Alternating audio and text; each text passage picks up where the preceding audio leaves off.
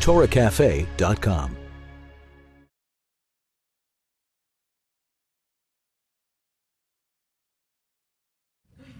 So new, what's new? That's the question we ask ourselves. Ma chadash? What is new in our lives? In 6 weeks, we're going to celebrate Rosh Hashanah. And what do we call it? A new year. What does it mean, new? What's different? What's going to be different? A new month, a new week, a new day. You celebrate a birthday other than an age number changing. When we say new, what do we mean, new? The reality is that the Sunday or Monday or Tuesday after your birthday is going to be a Sunday, Monday, Tuesday, just like any other week. And the Monday after Rosh Hashanah this year, what's going to be new about it? What's going to be different? What really separates 1 year from the next, 1 week from the next, or 1 day from the next? It's like a film Groundhog Day, where this fellow gets stuck in this town in Pennsylvania to report on the annual Groundhog Day event. And he's stuck in this time warp where he keeps living the same boring day over and over and over again. And he's stuck on that one day. So do you ever get that feeling that that's part of our lives as well? Where you seem to be stuck in the same day over and over, year after year. You know, we're going to hear the same shofar on Rosh Hashanah, and we're going to fast on Yom Kippur, and we're going to sit in a sukkah on the holiday of Sukkot, and we're going to light a menorah on Hanukkah. It's the same thing. What's different? What's new? It's like the famous, almost Jewish philosopher Yogi Berra used to say. It's like deja vu all over again.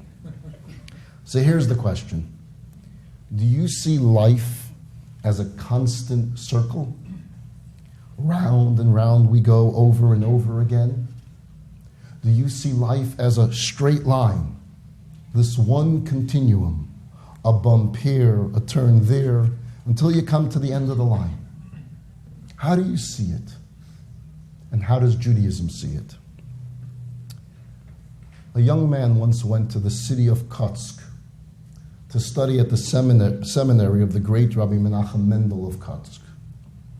On his first day, the Rabbi sees this new student there, calls him over, and he says, "Young man, tell me, why did you come here?"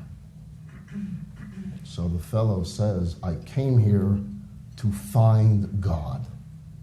I want to discover God." The Kotzker Rebbe said, "To find God? What a waste of a trip. God is everywhere. You could have discovered him right at home. You didn't have to come here for that." The student, thinking he gave a good answer, a spiritual answer, that the Rebbe would be proud of this answer, now was a bit dumbfounded. So he said to the Rebbe, "So tell me, what would have been the right answer? What would you have wanted to hear me say?" The Kotzker Rebbe said, "To find yourself, young man, to discover yourself. God you could find everywhere. You need to find yourself first." Now, we hear that phenomena a lot. We're trying to find ourselves. What does it mean? Especially in California, there is this major craze to find yourself. What does it mean to find yourself? Or to quote that other famous Jewish philosopher, Jackie Mason. Jackie Mason says that the trick in life is to know who you are. Or to give you his exact words, there was a time, he said, that I didn't know who I was. So I went to a psychiatrist. He took a look at me, and right away he said, "This is not you." So I said, "If it's not me, who is it?" He said, "I don't know either." I said, "So what do I need you for?" So he said, "To find out who you are.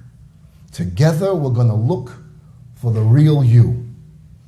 So I said to myself, if I don't know who I am, How will I know who to look for? And even if I find me, how will I know if it's me? Besides, if I want to look for me, why do I need him? I could look myself. Or I can take my friends. At least they know what I look like. They know where I was before. What does this guy know? Then I said to myself, what if I find the real me and I find that he's even worse than me? Why do I need him? I don't make enough for myself. Why do I need a partner? Back when I was struggling, I would have been glad to look for anybody.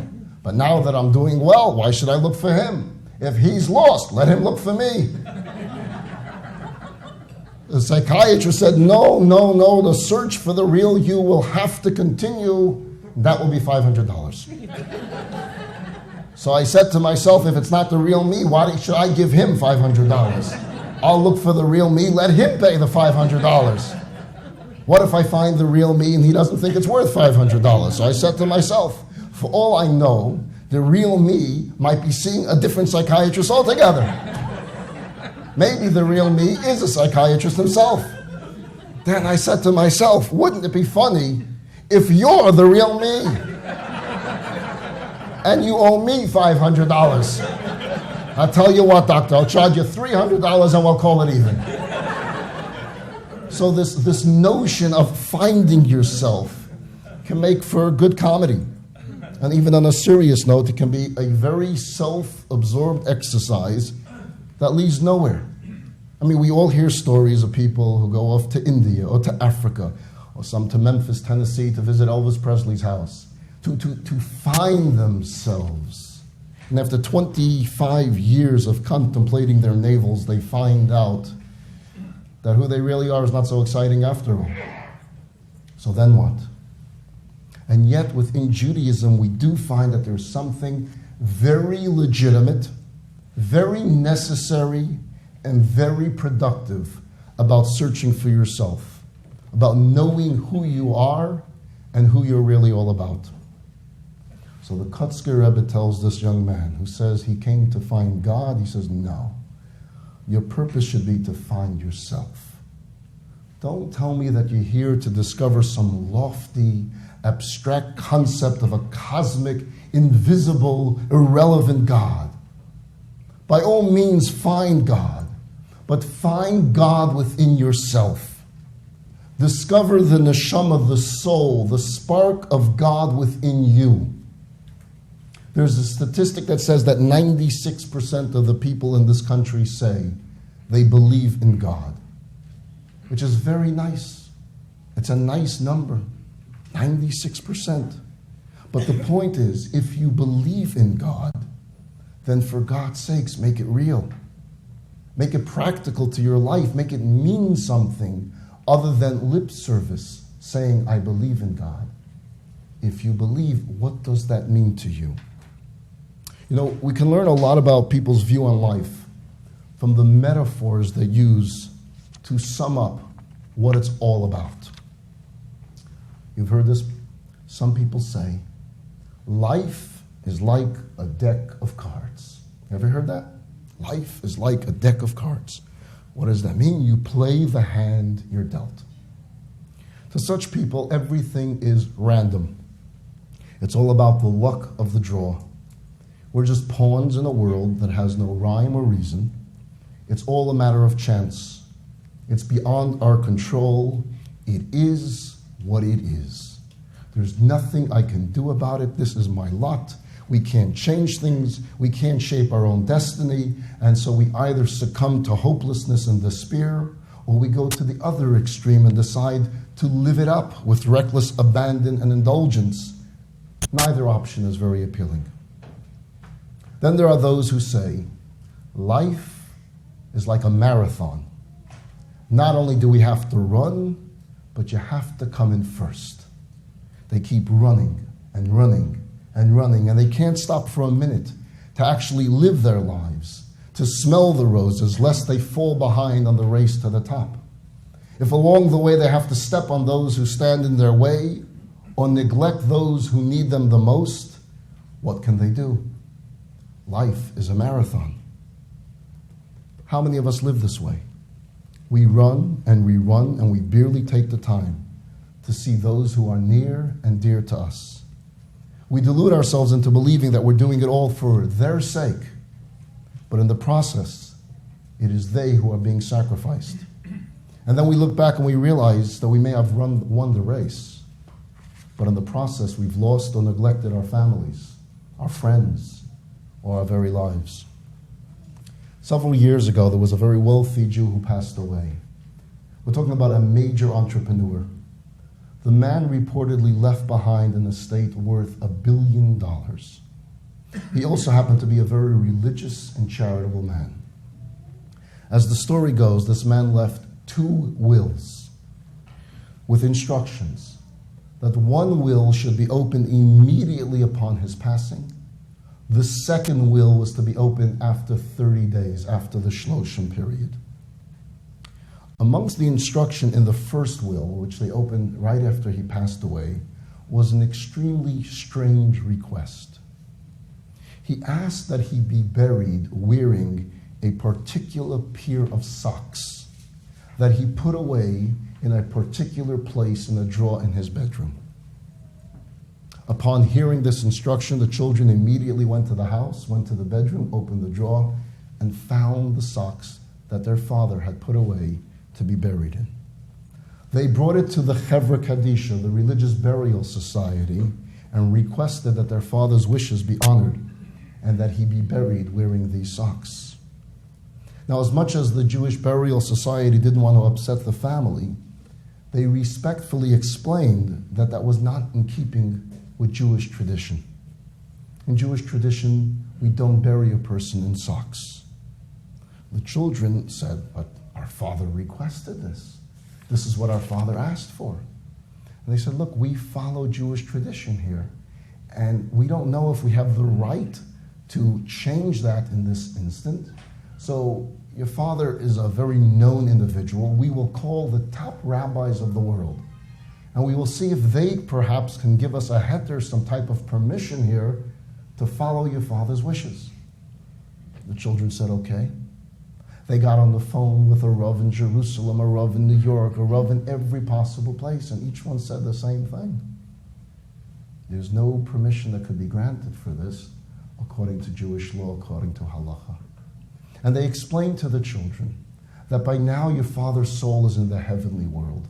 And by now he understands that the request he made of his family was one that would violate Jewish tradition. He most likely was not aware of it at the time that he wrote this, but now he would certainly want his children to follow Jewish law. The children reluctantly had no choice, and they said, our father was a religious man, and we doubt he would want us to violate all these rabbis, what they're saying to us.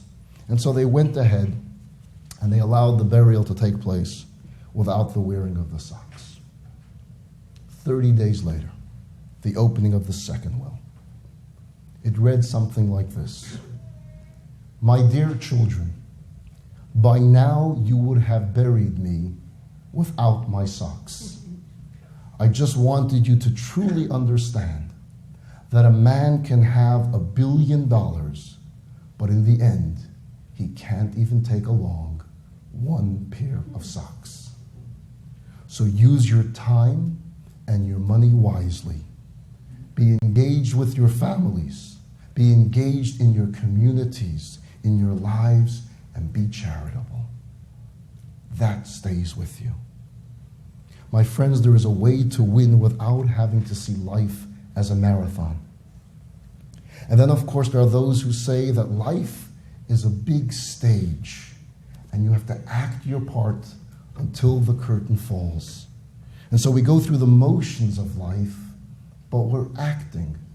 We're never allowing the true you to come forth because you have to act the way you want your neighbors to perceive you, the way you want others to perceive you, that which will bring applause from the audience. It's all an act. We put on a show to make a good presentation to keep up with the Joneses. Always conscious of what other people think or say about us. That becomes the most important thing because we're on stage. And thus we live our lives without ever discovering who we really are. We're more concerned as to who they want to see. So many spend their lives in shopping sprees and extravagance, not out of need, but in order to live and act on the same stage as others. I don't know if you folks have heard about it, but there's a new updated version of King David's very famous Psalm 23. This version was written just for the 21st century. The Lord is my shepherd, I shall not want. He leadeth me to Neiman Marcus. He give me energy for shopping. He restoreth my checkbook. He teacheth me to make restaurant reservations. He leadeth me past Kmart for my own sake. Yea, though I walk by Target, I shall not go in, for thy art with me. Thy fashionable clothes, they comfort me. Thy preparest diamond jewelry for me in the presence of mine enemies. Thy anointest my face with Chanel cosmetics. My cup overflows. Surely designer clothes shall follow me to the end of my days, and I will walk on Rodeo Drive forever. Amen. Now that's a prayer for our times. But seriously, fashion, cosmetics, and aesthetics make for nice costumes in playing our roles on the stage. But we're just acting. We're playing a role in this production called life rather than living life. So what is life? My friends, life is very simply about discovering your unique purpose in the world and being true to that purpose. Life is about illuminating your surroundings with this purpose and constantly growing in your pursuit of it. Let me ask you a question. Does this happen to you as often as it happens to me? Your cell phone rings. You pick it up. It's an unfamiliar voice. And you realize that the party at the other end has the wrong number. Now, with the whole recycling of cell phone numbers, it seems to be happening more and more. And we keep telling those folks, sorry, you have the wrong number, but they don't get the message, and they keep calling back. In a sense, this captures the story of the Jew. God keeps calling and calling. We keep telling him, sorry, you have the wrong number. And yet he refuses to look for a new number. He stubbornly keeps on dialing our number. Let's look into the Bible. God appears to Moses at the burning bush, and he says, I want you to lead my children out of Egypt. What does Moses say? At first he doesn't say yes. Sorry, God, you have the wrong number. It wasn't exactly those words in the Bible, but it was close. Wrong party. I'm not your man. Pick someone else. God says, wrong number. Moses, I'm AT&T. I'm the one who assigned you the number. I know I have the right party. So keep this line open and let's do what needs to be done. And in spite of his humility, Moses steps up and the rest is history. Let's look at another story. God calls upon Jonah. Tells him to go to the city of Nineveh and inspire the people to change their destructive ways. Jonah says, what? What? Hello? Hello? I can't hear you. Be honest with me. You do that when you get a call. You say, oh, shucks, why did I pick up this call? Why did I pick up? I don't want to talk to this person. Hello? Hello? Bad reception here. Try calling me back. Be honest. How many have done that in their life? Okay, don't pick up your hands. Jonah does it. Bad reception, God. I think you have the wrong number. I'm not cut out for that. Maybe check with Verizon and see why they gave you this number. God says, I am Verizon. I have the right party. Jonah decides to escape to a city called Tarshish. He gets on a boat. There's a huge storm. He's thrown overboard. He's swallowed by a whale. And here he is, in the belly of a fish, when God calls out to him in this booming voice, can you hear me now? Jonah miraculously survives the ordeal, goes to Nineveh and saves the city from destruction. My friends, over the course of a year, over the course of a month, over the course of this retreat, you have been hearing and will continue to hear words and thoughts that may inspire you for the moment. There's something tingling within your soul. It's your spiritual cell phone ringing, and it's calling your number, the number to your soul.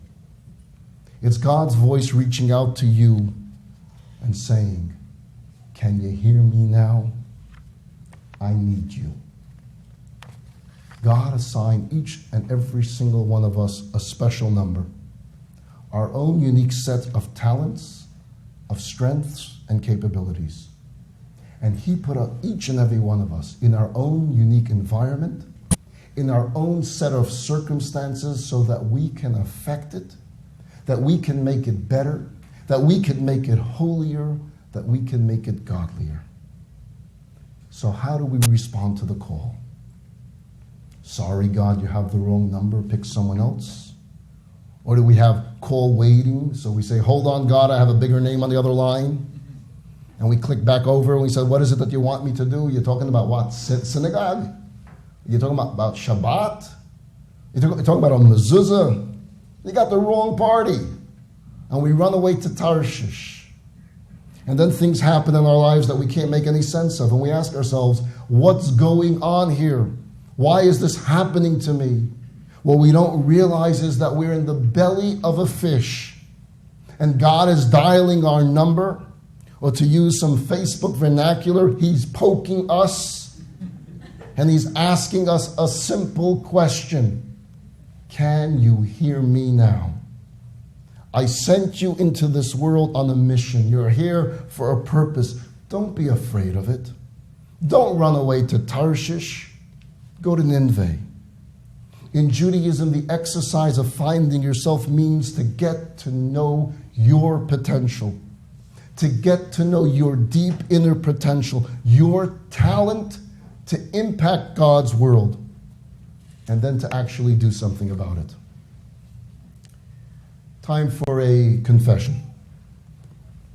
I will admit to you, and this is on video, so this is really bad, that there have been certain times in my life when I have been in a supermarket that I have seen certain products that I wished I could eat. Yep. Hostess cupcakes. Oh my goodness. They look so tempting. They look good. And some of those ice creams, woo. But sure enough, these days near us, Continental Kosher Bakery in North Hollywood started making cupcakes just like them. Klein's Ice Cream started making all different types of ice cream. So my difficult days are over. My prayers have been answered. But I have to tell you that of all those feelings of deprivation and moments of craving in a supermarket, I have never, ever experienced them while walking past the seafood section. You see those things crawling around in the water tanks? I have never craved them. I have never said to myself, gee, I wonder what a lobster might taste like with a side of green beans and potato kugel. When I see them, I see a rodent. I'm not reaching for a bottle of ketchup. I'm looking for a can of Raid. Now, I know it's a delicacy out there in the world, but there is no curiosity from me as to what that may taste like. Yet, a lobster is one of God's creations.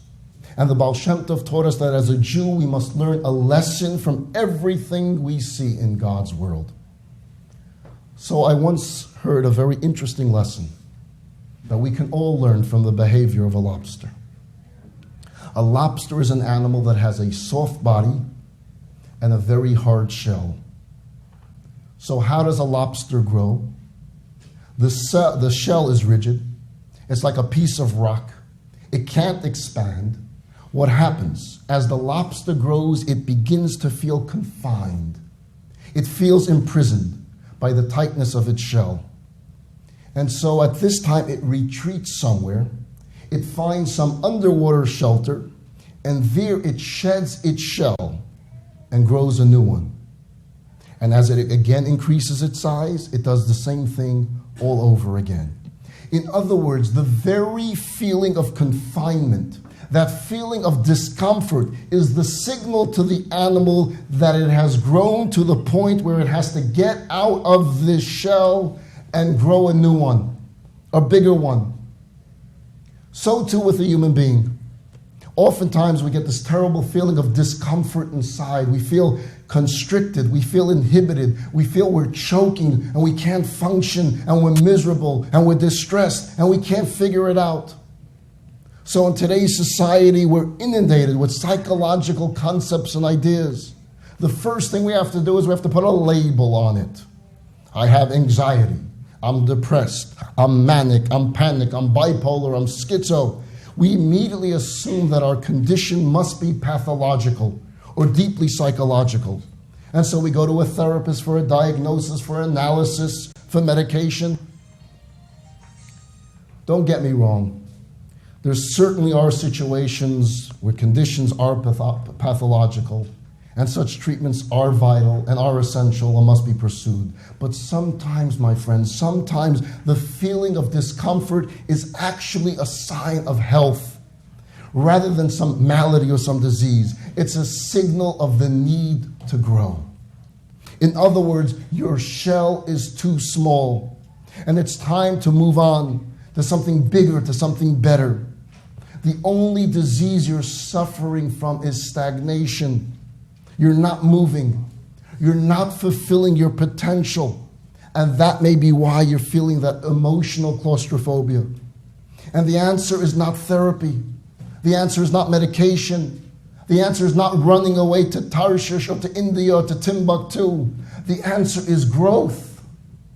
When we do a mitzvah, when we practice our traditions, when we act kindly to one another, when we study the Torah, we're creating a new garment, a new shell, if you will, for our own soul.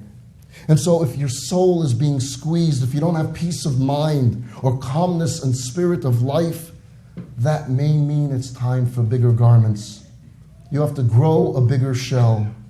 You need to stop choking and starving your soul. Let's face it, growth means change. And change for most of us is not easy. Our tendency is to want to leave things as they are, to maintain the status quo. Don't rock the boat, they say. But ultimately, where does that leave us? To live means to grow and to progress. Don't be afraid to take some risks. Don't be afraid to make some changes. Don't be afraid to shake things up a bit. Abraham was tested by God 10 times, from being thrown into a fiery furnace to bringing his son up as an offering. But with each test, Abraham emerged stronger, wiser, better. When difficulties or adversities come our way, instead of getting angry or instead of getting depressed, the challenge to ask ourselves is, how can I grow from this? It's true that the sun always shines in the desert. It's never cloudy there. It's never gloomy. It's never overcast. But at the same time, nothing grows in the desert. Miles and miles of sand. For growth, you need rain. And with the rain comes the clouds that temporarily obscure the sunshine. Instead of getting angry at the rain, try to appreciate the growth that can come with it. As the song says, I'm singing in the rain. If you're of mind to grow, you don't live in fear of the clouds. So life is not a deck of cards where you're stuck with the hand you're dealt. We are not victims of circumstances. We are the controllers of our destinies. That is, if we have the wisdom, if we have the courage, if we have the strength to change. You ever hear the serenity prayer? Lord, please grant me the serenity to accept that which cannot be changed, the courage to change that which can be changed, and the wisdom to know the difference. That's what it's all about. In 1998, one of the runners in the New York City Marathon was a woman by the name of Zoe Kaplowitz. Zoe was 46 years old. Zoe suffered from multiple sclerosis. She had had it more than 20 years. She can only walk with the help of 2 crutches, one slow, painful step at a time. There she was on a cold day in November, one of the thousands who came to run the New York City Marathon. Only she didn't run. She walked. She walked for more than 31 hours and 15 minutes. And she finished the 26-mile race with her left leg dragging. She came in last, but by God, she came in first. When asked, Zoe, why did you do it? She said, when you are born, God gives you a television set with hundreds of channels. Sometimes you get to a channel and it only has static. You have a choice. You can sit in front of that one channel for the rest of your life and stare at the static, or you can get up and change the channel. My commitment in life is to change the channel as frequently as possible. My friends, what is your static? And what will it take to get you to stand up and change the channel? God creates a new world each and every day. There's a new world today, a world that has never been here before. There's a new light today shining down upon us with new energy, new blessings, new potential, new opportunities for growth. Today is not and should not be the same as yesterday. This week is not and should not be the same week as last week. And this coming new year should not and will not be the same as last year. We have to seize the moment. We have to change the channel. We have to have the courage to grow, the courage to change. So how does one make changes in life? I suggest that different things work for different people. But when it comes to Judaism, there is no program out there that's been proven more effective than the one introduced to the world by the Lubavitcher Rebbe. It's called the One Mitzvah at a Time program. It's a time-tested formula. It's very simple. You don't have to take it all on at once. If observing the Shabbat is not something your family is doing on a regular basis, consider that as a possible change to introduce into your lives. But seize the moment. Change the channel. Have the courage to grow and the courage to change. If you've only had thoughts about possibly going kosher, if it's only been a thought in the back of your mind, but you dismiss it right away because why do I have to get into this? Why not let this be the year? Change the channel. If you don't have mezuzot on your doorposts yet, get up and change that channel. If you don't go to a regular Torah class, change the channel. For the men, if you don't own a pair of tefillin or you've never put on tefillin, don't be afraid to get up and change the channel. Seize the moment. Have the courage to grow and the courage to change. One step at a time. To help make these changes in our lives, there's nothing better than having the support of a Jewish community, of others like yourselves, looking and searching together. It's not about a rabbi or a chairman of the board standing up and telling everybody that this is the way to go, that this is what we must do. Rather, it's about a group of people, of good people, of kind people, of friendly people who join together and support each other. Going back 15 years ago, there was an Israeli jet fighter pilot named Kobe Sherman. Kobe would fly maneuvers over Lebanon. One night, Kobe was in the cockpit of his fighter plane, as were 4 other pilots in theirs. They stood on the tarmac in formation, ready to roar up into the sky. As usual, Kobe checked the dials on the various gauges on his display panel, secured his helmet, and got ready for takeoff.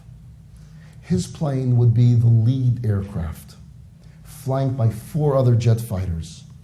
There would be 2 on his right, 2 on his left, and him in the center. This team of Kobe, of Arik, of Nati, and Ophir, and Gadi, they worked in tandem for weeks. Their nightly routine was very methodical, and they performed their drills in total darkness. The way it would work, Kobe would take off first. The other 4 would follow moments later. Once in the sky, they would assume a position that resembled 5 fingers stretched forward. Kobe would scan a potential bomb site, set up a precise target, and shoot a flare illuminating the site. The other bombers would then come forward and release their missiles. They would see where the flare is and know what they were meant to attack. After this, Kobe would then thrust his jet completely upward and begin flying in a huge arc, up, straight up, and then around back over the bombing area to take photographs so that they can assess the success and accuracy of the hit. And so it was on this night. Kobe was focused as usual. He roared off the runway into the darkness and began searching for the appropriate site. He found one, radioed his team to be in position and to get ready. He released his flare, which lit up the area like 5 bolts of lightning. He then prepared to go into his climb upward. He had done this maneuver dozens of times before.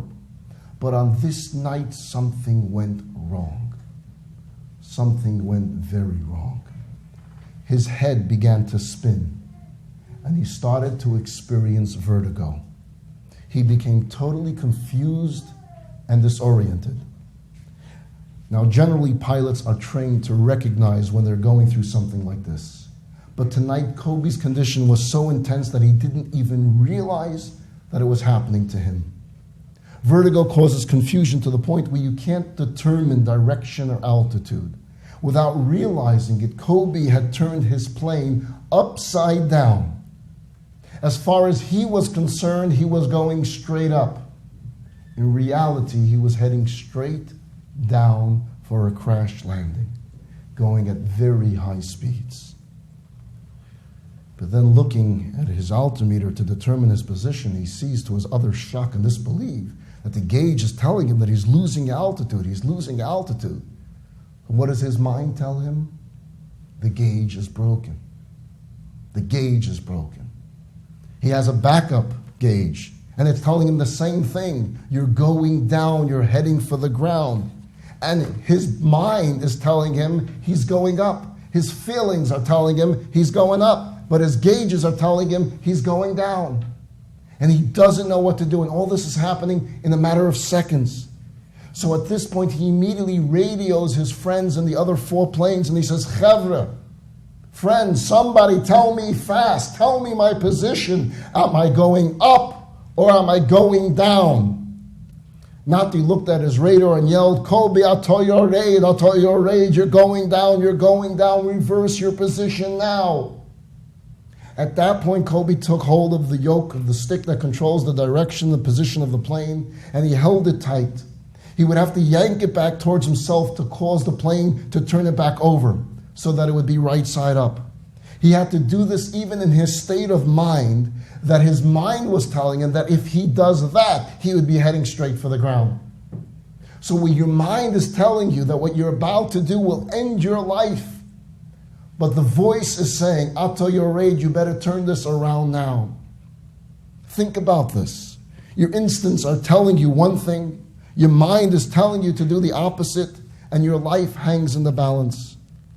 Filled with terror, he mustered superhuman strength. He went against the grain and pulled that stick back towards himself, and the plane turned over and it soared upwards to the sky. A moment later, Kobe's head cleared and he fully realized what had happened. And he finished the reconnaissance mission and returned to base, where he landed safely. That experience changed Kobe's life. And he turned to spirituality. And slowly, over many, many years, he became an observant Jew. And people think that he did this out of way of saying thank you to God for saving his life. But that's not what Kobe says is why he made these changes. He said he made these changes because he began to think. At times we go about our lives feeling certain that we know we're traveling in the right direction, that we know we're climbing upward. From our subjective perspective, we think and we feel that we're flying nose up, just as we should be. We do our thing day in and day out, unaware that on a certain level we are afflicted with spiritual vertigo. But then there are signals, there are gauges all around that tell us something is not quite right, that this may not be the way we should be flying. And that's when we need to be able to turn to our co-pilots, to our friends, to good friends, to trusted friends, who are perhaps not in the same cockpit with us, but who can look honestly and objectively at our flight pattern. Ask them, Chevra, tell me, which way is my nose pointing? Am I going up or am I going down? We need friends and guides and mentors in our lives who will not necessarily always tell us what we want to hear, but they will tell us what we need to hear. And that's the camaraderie and support system that a Jewish community affords. We provide each other with the strength that it takes to change course mid-flight. My closing story for you. There used to be a joke told in Paris. It went something like this. What's the difference between the chief rabbi of France and the Cardinal of Paris? And the answer was, the Cardinal speaks Yiddish. Now you may be wondering, what's so funny about that? It was true. Some of you may know, there was a fellow named Jean Lustiger who served as the Cardinal of Paris for 24 years. He died, I believe it was about 2 years ago. To me, it was less, it was a year and a half ago. His story is one of irony, tragedy, pain, and paradox. Who was Jean Lustiger? Jean was born in 1926 to Jewish parents from Poland. He was named Aaron Lustiger. He had a bris. When he was 13 years old, the German army marched into France. Fearing for his life, his parents sent him and his sister into hiding with a Catholic family in Orleans. While in hiding, Aaron changed his name to Jean Marie, and he converted to Catholicism. His parents learned of this, and they were devastated. His mother was captured and sent to Auschwitz, where she was murdered in 1943. Even after the war, Jean Marie stayed within the church.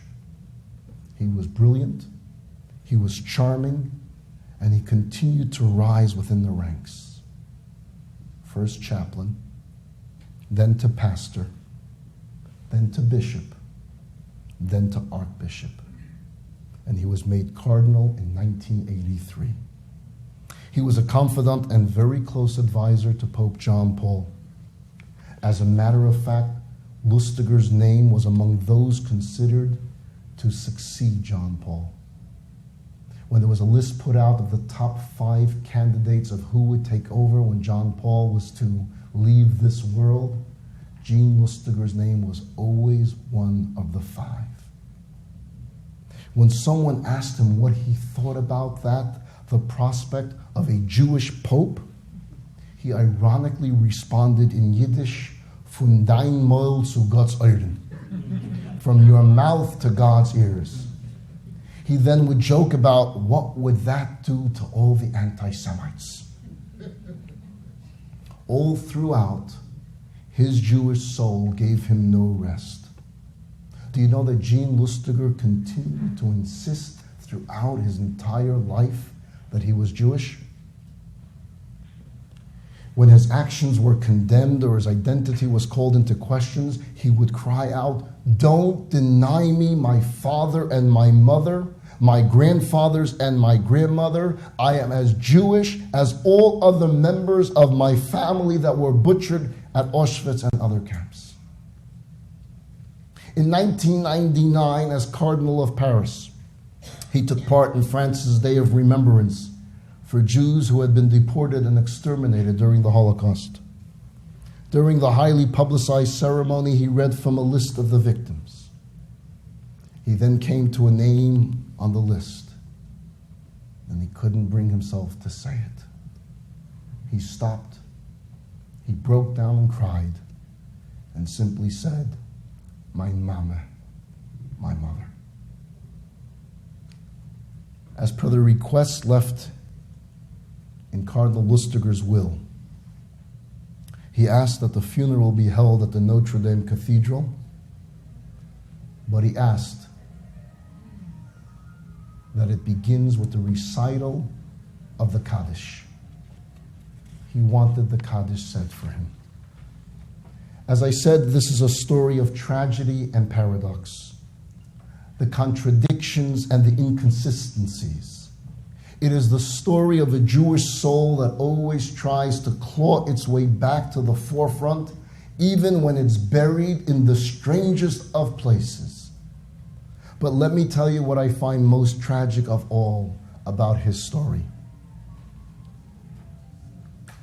In a conversation with his biographer, Lustiger shared the fact that in the 1970s, he went through a spiritual crisis, as he called it.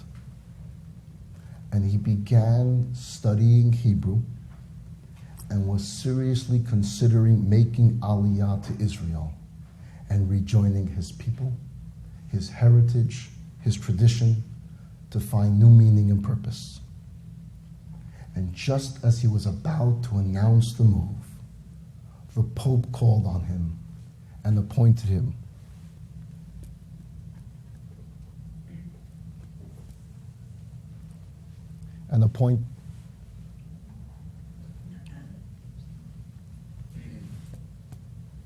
I'll talk loud. The Pope called him and appointed him Bishop of Orleans. You touched something? You did. The Pope called on him, a little louder. Whatever you touch again. Yeah, we're getting there, testing. And appointed him Bishop of Orleans. And the rest is history. He couldn't turn down the offer. It's a tragedy. I think of what could have happened had he followed through on that moment of awakening. Had he made that big change and come back to his true roots. How powerful that would have been and what it would have done for his parents. My friends, we all have moments of awakening, moments of inspiration beckoning us to make a change, whether large or small. We can either turn away from this opportunity, resuming our current course, or we can turn towards it and summon the strength to seize the moment and indeed change course.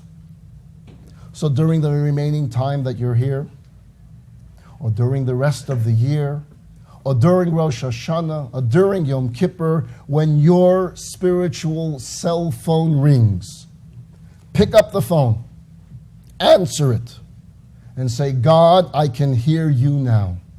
I am here. I am ready. It's time to change, and I have the courage to do just that. Thank you very much.